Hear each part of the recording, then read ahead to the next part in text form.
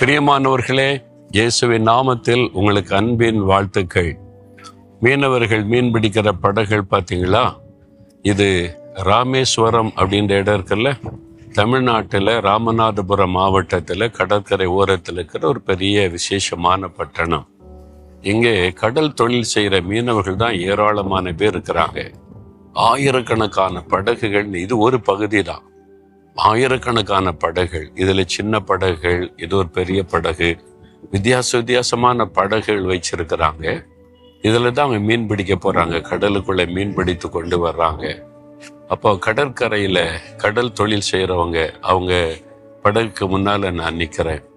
இயேசு கிறிஸ்து கலிலேயா கடற்கரை ஓரத்துல நடந்து மீன் பிடித்து கொண்டிருந்தவர்களை தமக்கு சீஷரா தெரிந்து கொண்டாராம். பேதுரு, யோவான், அந்திரேயா, யாக்கோபு, இவங்க எல்லாம் இந்த மீன்பிடி தொழில் செய்யறவங்க. அவங்களை தங்க சீஷராய் தெரிந்து கொண்டார். உலகத்தை கலக்கிறவளாய் மாற்றினார். அதனால இந்த மீனவ சகோதரர்களுக்காக நம்ம ரொம்ப ஜெபிக்கணும். ஆண்டவர் அவளை தெரிந்து கொள்ளணும், அவங்கள ரட்சிக்கணும், அவங்களையும் ஒரு பேதுருவை போல, அந்திரேயா போல, யோவான், யாக்கோபை போல மாற்றணும்னு நம்ம ஜெபிக்கணும். நிறைய பிரச்சனை சந்திக்கிறாங்க.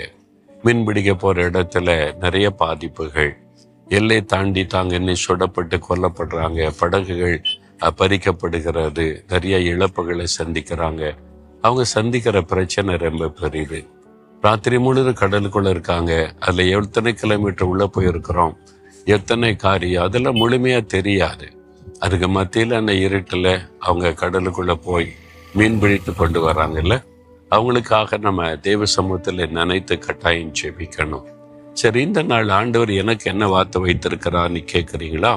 உபாகமம் 28:14 கர்த்தர் உன்னை வாலாக்காமல் தலையாக்குவார், நீ கீழாகாமல் மேலாவாய். உங்களை பார்த்து சொல்றார், கர்த்தர் உங்களை வாலாகாமல் தலையாக்குவார், கீழாகாமல் மேலாவீர்கள். அப்படின்னு என்ன அர்த்தம்? நான் முதன்மையான இடத்துல உங்களை வைப்பேன். நீங்க படிக்கிறீங்களா? படிக்கிற இடத்துல நீங்க முதன்மையான இடத்துல வெற்றி பெறணும். வேலை செய்யறீங்களா? வேலையில முதன்மையான இடத்துல, சிறந்த இடத்துல உங்களுடைய திறமை, ஞானம் அது வெளிப்பட்டு முதன்மையான இடத்துல நீங்க இருக்கணும். நீங்க தொழில் செய்யறீங்களா? உங்க பகுதியில நீங்க தான் தொழில உயர்ந்த நிலைமையில முதன்மை நம்பர் 1 இருக்கும். இதுதான் தேவனுடைய விருப்பம். நீங்க ஊழியம் செய்யறீங்களா? முதன்மையான இடத்துல இருக்கணும். நீங்கள் வாலாகாமல் தலையாவீங்க, நீங்க கீழாகாமல் மேலாவீங்கன்னு என்ன அர்த்தம்? உங்களை உயர்ந்த ஸ்தானத்தில் வைக்க தேவன் விரும்புகிறார். ஏதோ நமக்கு இருக்குங்க, நம்ம லைஃப் அவ்வளவுதான், இது போறோம் அப்படின்னு திருப்தியா இல்லாதபடி ஆண்டவர் விரும்புகிறதை முதல்ல அறிந்து கொள்ளுங்க. நீங்க முதன்மையான இடத்துல இருக்கணும். அதெல்லாம் நடக்கிற விஷயமாங்க. கஷ்டப்பட்டு படிக்கிறேன், எவ்வளோ ஃபர்ஸ்ட் ரேங்க் வரேன்டா விரும்புற முடியலையே. கஷ்டப்பட்டு வேலை செய்யறேன், உழைக்கிறேன், எல்லாமே பிரயாசப்படுறேன், ஆனா முதன்மையா வர முடியலையே. எவ்வளவு பிஸ்னஸுக்கு ராத்திரி பகலாக உழைக்கிறேன், கஷ்டப்படுறேன், அன்னன்னைக்கு உள்ளக்கு தானே சரியா இருக்குது, நான் இன்னும் அதுக்கு மேல உயர முடியல கலங்குறீங்களா? ஆண்டவர் உங்களை உயர்ந்த இடத்துல வைக்க விரும்புகிறார். நீங்க அதை விரும்பணும்.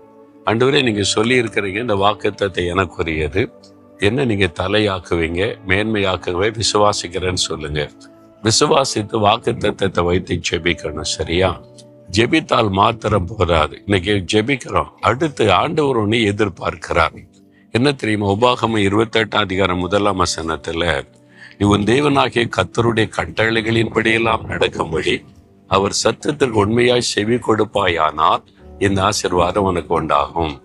அப்போ வெறுமனை ஜெபித்தால் மாத்திரம் போதாது, அதற்கு ஒரு கண்டிஷன் ஆண்டு சொல்றார். தேவனுடைய கட்டளை ஆண்டு நம்ம எழுதி கொடுத்திருக்க எப்படி வாழணும்னு சொல்லி, அதற்கு நம்ம ஒப்பு கொடுத்து அவருடைய சத்தத்திற்கு செவி கொடுக்கணுமா? அவர் பேச ஆயத்தமா இருக்கிறார். அப்ப நீங்க தினந்தோறும் அவருடைய சத்தத்தை கேட்டு உங்களுடைய பணிகளை செய்யணும். நீங்க படிச்சாலும், வேலை செய்தாலும், ஊழியம் செய்தாலும், பிசினஸ் பண்ணாலும், இன்னைக்கு நான் என்ன செய்யணும், எப்படி செய்யணும், ஆண்டவரை என்னோடு பேசுங்க. தேவ சமூகத்துல நெருக்கமாய் அவரோடு வாழ்கிற அனுபவத்துக்குள்ள நீங்க வரணும்.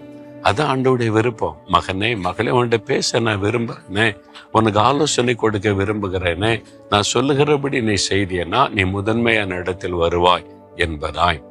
பாருங்க, ஒரு ஏழை தாயா, அவங்க மாட்டு பண்ணை வைத்து பால் கறந்து வியாபாரம் செய்யறவங்க.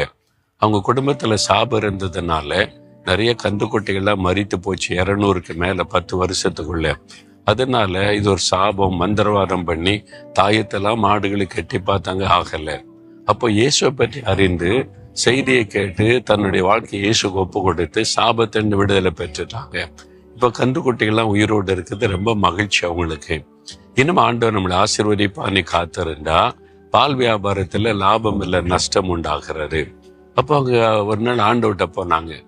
ஒரு ஏழை தாயார், கிராமத்துல இருக்கிறவங்க, அவங்க முழங்கால் படியிட்டு, இயேசுவே உங்ககிட்ட நான் வந்திருக்கிறேன், சாபத்தெல்லாம் மாத்திட்டீங்க, ஆனா முழுமையான ஆசீர்வாதம் வரலையே, என் வியாபாரத்துல நஷ்டம் தான் இருக்குது, லாபத்தையே பார்க்க முடியலையே. அப்ப அவங்க கேட்டபோது ஆண்டவர் சொன்னாராம், அவங்க சொல்றாங்க, கர்த்தர் பேசினார், மகளே நீ பால்ல தண்ணி கலந்து வியாபாரம் பண்ற, நான் எப்படி ஒன்று ஆசீர்வதிக்க முடியும்?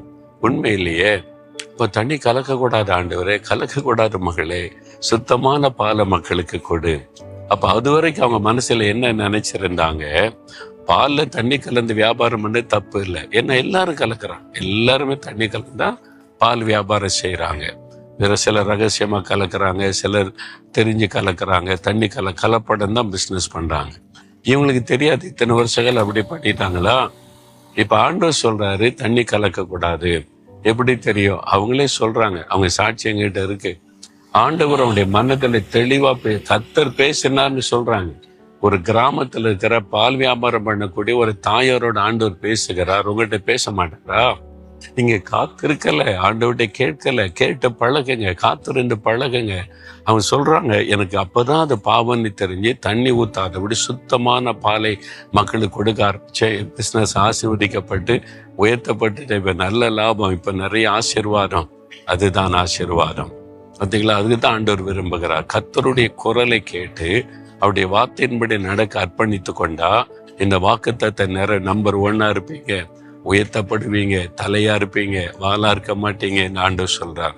ஒப்பு கொடுக்குறீங்களா? அப்ப ஆண்டவர் என்கிட்டையும் பேசணும், எனக்கு அந்த அனுபவம் வேணும், நான் காத்திருந்து உடைய குரலை கேட்கிற அனுபவத்தை பெற்றுக்கொள்ளணும். கேட்குறீங்களா? ஆண்டவரிடத்துல கேளுங்க, ஆண்டவரே நானும் முதன்மையான இடத்தில் இருக்க விரும்புகிறேன், நீர் விரும்புகிறபடி என்னை ஆசீர்வதியும், வாளாக்காமல் தலையாக்கும், கீழாக்காமல் மேலாக்கும். நான் உம்முடைய வார்த்தையின்படி கேட்டு உம்முடைய கற்பனைக்கு கீழ்ப்படிந்த நடக்க ஒப்பு கொடுக்கிறேன். என்னோடு பேசும், என்னை சரிப்படுத்தும், என்னை வழி நடத்தும். இயேசுவின் நாமத்தில் ஜெபிக்கிறேன் பிதாவே, ஆமேன்.